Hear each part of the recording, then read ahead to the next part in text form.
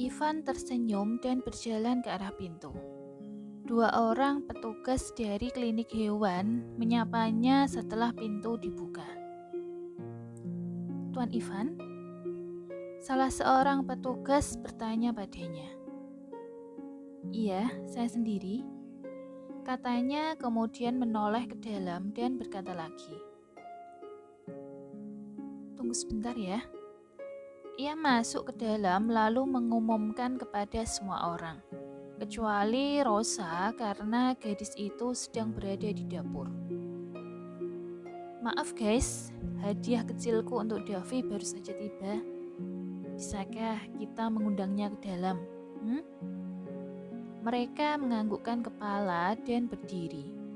Kira-kira hadiah apa yang akan diberikan Ivan untuk anak angkatnya ini? Ivan kembali membuka pintu dan mempersilahkan dua orang petugas yang tadi untuk masuk. Davi tersenyum lebar saat melihat hadiah untuknya. "Ye, itu kucing! Itu kucing! Ye!" Dia melompat-lompat kegirangan serta bertepuk tangan dengan bahagia.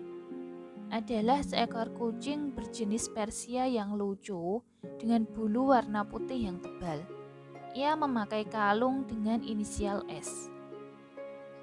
Anak laki-laki tersebut adalah orang pertama yang menggendong kucing itu. "Terima kasih, Dedi." Tersenyum, Ivan mengacak-ngacak rambut Davi lalu berterima kasih pada petugas dan mengantar mereka keluar. Rosa sudah berdiri di ruang tamu ketika ia masuk kembali ke dalam. Gadis itu terkejut melihat kehadiran seekor kucing di rumahnya. Ia menatap Ivan dengan ekspresi kecewa. Ingin menangis, ia segera berlari ke kamarnya di lantai atas. "Sah!" Gavin memanggil ingin menghentikannya, tapi Ivan memegang lengannya. "Tidak apa-apa, Vin. Aku yang akan bicara dengannya. Tolong awasi Davi dulu ya." Mengangguk, Gavin setuju. Beberapa kali Ivan mengetuk pintu, namun Rosa mengajukannya. "Sah, tolong buka pintunya." Ia berkata dengan nada yang lembut. Dengan hati yang berat, Rosa berjalan ke arah pintu dan membukanya. Kemudian ia kembali meringkuk di sofa. "Kamu sudah mengetahui seluruh ceritanya kan? Tapi mengapa kamu?" Dia menangis. Ivan berlutut di depannya. Salah satu lututnya menyentuh lantai. "Maafkan aku, Sa, tapi sudah saatnya kamu menghadapinya. Ketakutanmu, kamu masih memiliki aku. Aku janji, aku tidak akan pernah meninggalkanmu seperti dia." "Dev, dia sangat senang dengan hadiahnya. Tidakkah kamu bisa melihat wajahnya yang bahagia?" Mengangkat kepalanya, Rosa menatap pria yang berlutut di hadapannya itu. "Jangan menangis lagi ya. Aku janji, aku akan menjaga jarak kucing itu denganmu sampai kamu benar-benar siap." Ia meyakinkannya sekali lagi. Menyeka air matanya, gadis itu mengangguk pelan. "Nah, ini baru cewekku." Ivan tersenyum dan mulai melancarkan jurusnya lagi.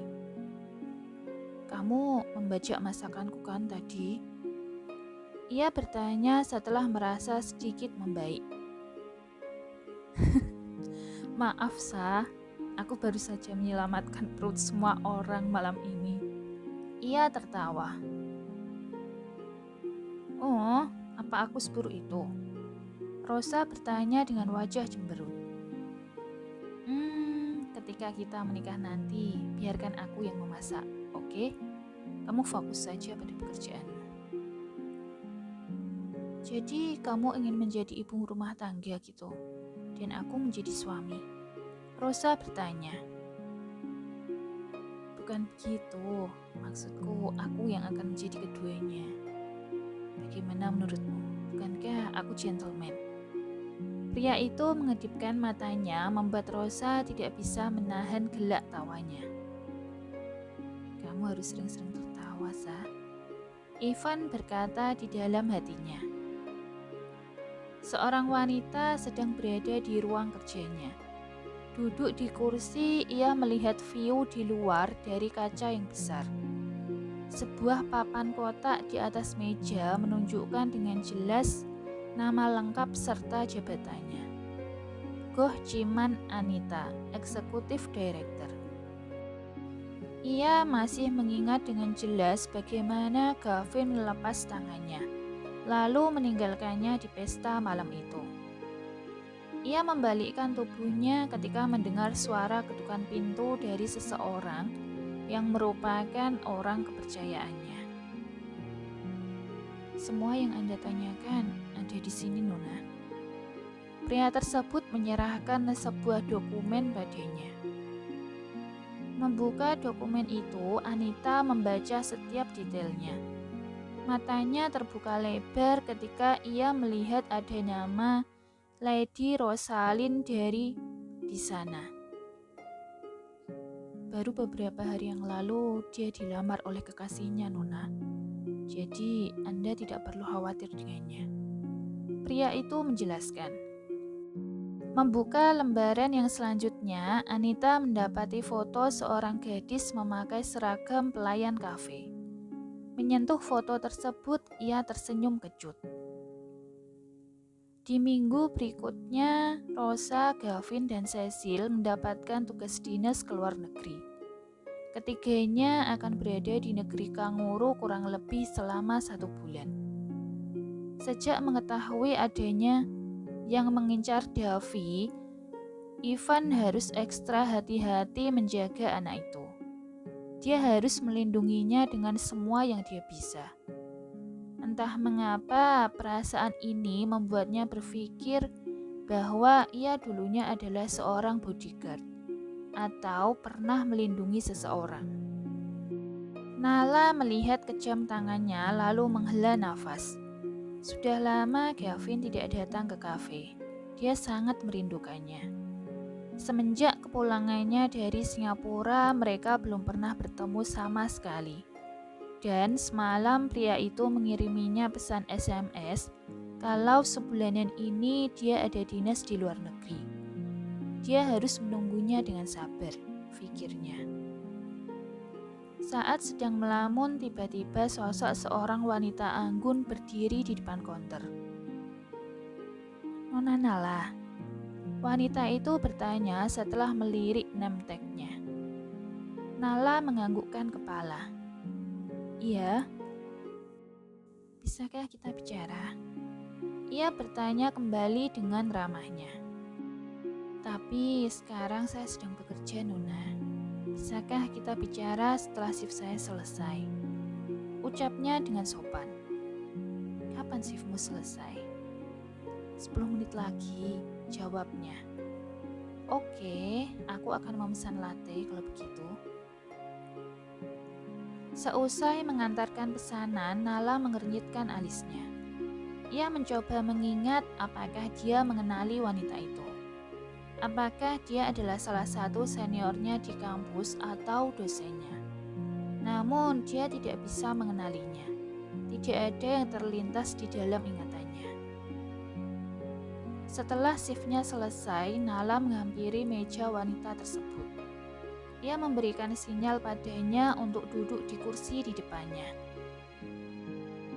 Boleh saya tahu siapa Anda? Dan mengapa Anda mencari saya?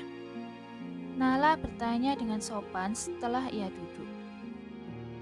Oh, maaf, karena sebelumnya aku tidak memperkenalkan diri. Namaku Anita, calon tunangan Gavin Chen. Wanita itu tersenyum padanya. Nala kaget dengan apa yang baru saja dia dengar. Dia punya pacar. Wajahnya berubah sedih, tapi dia berusaha menahan perasaannya. Dia harus tetap tenang. Lalu, apa yang membuat Anda datang ke sini, Nona? Dia mencoba membatalkan perjodohan kami. Jadi, aku memeriksanya. Dan tebak apa yang aku temukan. Kamu adalah salah satu alasannya. Nala terkekeh. Dia tersenyum padanya dan berkata, "Maaf Nona Anita, menurut saya Anda salah paham. Saya bukan pacarnya, dan kami tidak memiliki hubungan yang romantis. Dia hanyalah tetangga saya, serta pelanggan tetap di kafe ini. Tidak lebih. Jika Anda memiliki masalah dengannya, orang yang seharusnya Anda ajak untuk berdiskusi adalah dia kan, bukan saya." "Ya, dan aku berharap kamu tidak akan mengganggu hubungan kami." Anita menyodorkan sebuah majalah di depannya, tepatnya majalah bisnis. Nala mengernyitkan alisnya. Dia tidak pernah membaca majalah seperti ini karena selama ini dia sibuk berjuang untuk hidup dan pendidikannya. Mereka adalah Jan Silong dan Jan Yiyang. Bukankah menurutmu nama mereka mirip dengan Gavin? Atau wajahnya? Coba perhatikan baik-baik. Nala mengamati foto sampul keduanya. Mereka adalah miliarder dari Singapura, pendiri beberapa merek terkenal. Dan tiba-tiba sekilas ia mengingat saat Rosa berteriak memanggil nama Gavin, Jan Yijin. Jadi, Gavin bukan orang biasa. Nala mencoba menahan air matanya. Jadi Nona Nala, kamu harus tahu tempatmu. Akan lebih baik kalau kamu tidak pernah memasuki hidupnya lagi. Tanpa jawaban apapun, gadis itu berdiri dan meninggalkan kafe. Ia menangis sepanjang perjalanan pulang di kereta. Semua orang melihatnya dengan tatapan yang aneh. Keesokan harinya, dia resign dari tempatnya bekerja dan juga pindah ke apartemen yang lain yang lebih dekat dengan kampusnya.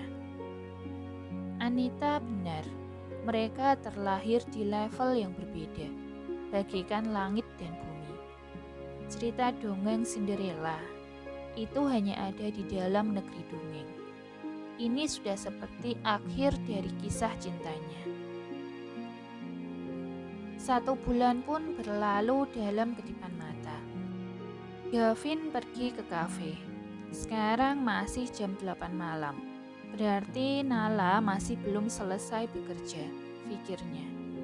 Ia ingin memberikan oleh-oleh yang khusus dibelinya untuk gadis itu. Namun, ketika dia berjalan ke dalam kafe, dia tidak menemukan sosoknya. Rekan-rekan kerjanya bilang Nala sudah tidak bekerja di sana lagi.